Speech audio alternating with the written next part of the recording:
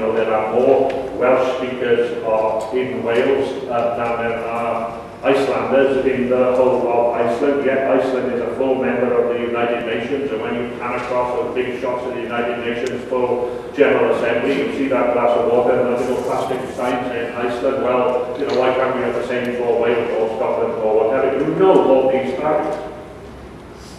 And indeed, up until 1997, nationalism was probably a minority sport, but there's always been that nationalism there, either because people theoretically believed in it, or because it was seen as a bit of a cosy alternative, especially during parliamentary by-elections, going back to Carmarthen in 1966 and Hamilton in 1967, and some nationalistic misses in the Rhondda and Caerphilly in 1967 and 1968.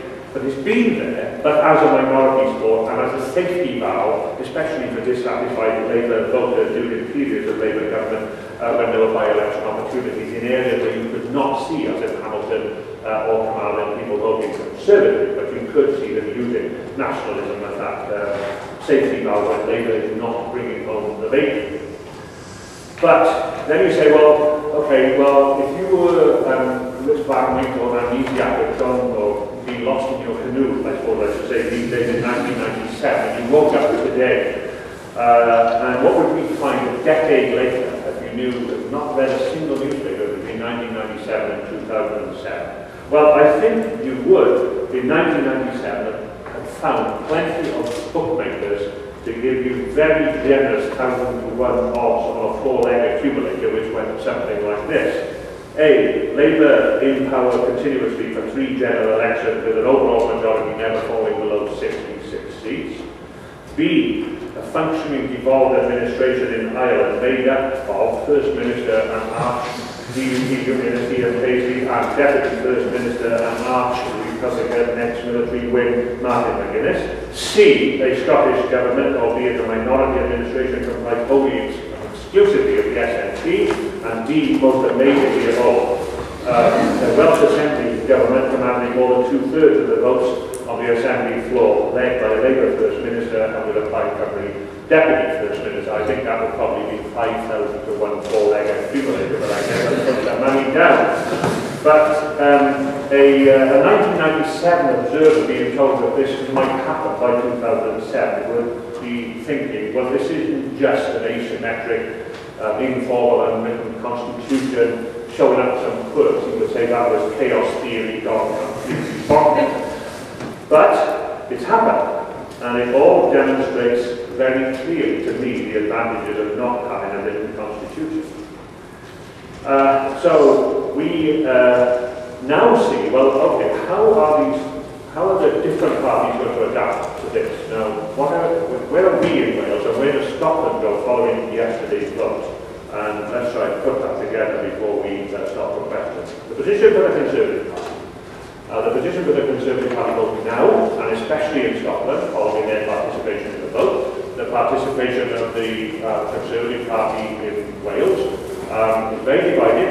In Wales, they want to take part in the convention on bringing in full lawmaking powers, but their 3 MPs in Westminster speak violently as though the yes-no referendum of 1997 was coming up in a few months' time, and the traditional Conservative attitude of no change was still there. Ferocious anti-devolution wind up the Assembly tomorrow, so they are playing an anti-devolution yes-no referendum of 1997, still a live issue to them in Westminster, but want to participate in the Assembly in developing further legislative powers.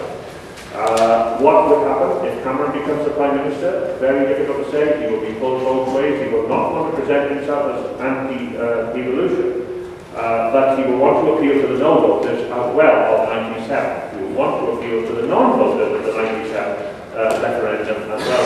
Well, yes, we always have doubts, but we want to try and make devolution work better, and it would work better if we were in charge. We would have tighter control over finances and all the usual mantras of the Conservative tradition. What is Labour's way forward then? Well, clearly we're not into secession, we're not into federalism. We want to see how in Wales we take the temperature of the Welsh public with us to overcome these centrifugal forces which are still enormously strong with us, with the population. But you have 80% of the population in the central belt and a 100-mile line of mountains before you reach the English border or the populated areas of England. And with us is the absolute reverse. The mountains are in the middle of Wales and the population lives around the outside. 80% of the population, and with Canada and the USA living within a 50-mile stretch next to the English border. And always easier to get to the adjoining bit of England than to the next bit of Wales with any population in. We have this convention being set up to look at how to prepare the ground for a referendum on Part 3 of the Government of Wales Act. So to bring in Scottish-type powers, even though you might be then having your Devolution Mark 2 to take the Scottish powers on a stage further, which we will not be testing the ground on. So that's how movable a piece that is.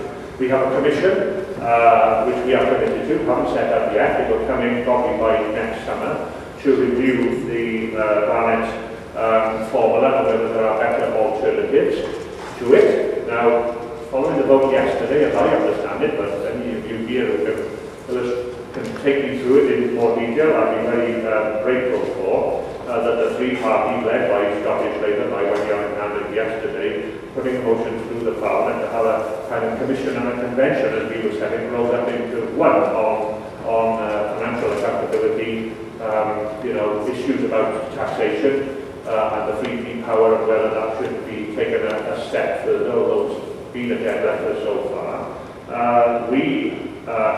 Our commission, not the convention, which is a referendum-based thing about lawmaking powers, the commission is about whether there are alternatives to Barnett based on a needs-based formula.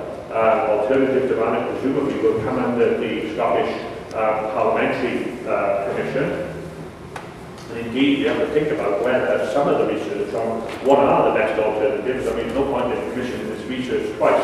Maybe, although it's a very odd way of doing it, if the Welsh Government and the Scottish Parliament ought to, ask the same experts, but you don't want to do that work twice over, really. But you can see all sorts of problems in doing that as well. Are there alternatives to Barnett? What are the best methods of if you're going to move away from grant-based funding to a needs-based formula? How do you do it? Has anybody in the world got a better way of doing it than what we have now in the relationship with Scotland and with Wales? Again, it's a totally different perspective. In Northern Ireland, they would be interested, but their obsession is with the corporation tax competitiveness with the Irish Republic. In Scotland, the issue is about oil and gas versus Barnett. In Wales, we have no oil and gas. The issue is about needs, because we're not a wealthy country. We are not a country with a big financial services boom of the last 10 years. We do not have a financial services industry. So our issue is really about whether Barnett now reflects relative need or whether it doesn't, with many people in Wales, most people in Wales being convinced that although the Barnett model is easy to operate, does involve minimal arguments with the Treasury, not as bad as in alternatives, but on the other hand, does it really function in the way it has done in meeting your relative need in Wales? We have to try and contribute to solving the English problem. There is an English problem. How you define it, I don't know, but we have to do that. And then finally, we come back. Finally, at the end of all this process, do we decide, although it's a very uncritical thing to do, go for a written constitution? Now, I'm trying to having failed to place my 1001 four-leg accumulator bet in 1997, that would have made me a rich person in 2007. I'm trying to look over another 10 years, and I'm trying to put my bet in now that we will have a written constitution by 2017. I can't get 1001 on that. But the key thing is, really have to say, well, if there was that much change between 97 and 07, try and think how much change is going to be in Mark 2 devolution in Wales and Mark 2 devolution in Scotland, and something happens in Northern Ireland to evolve from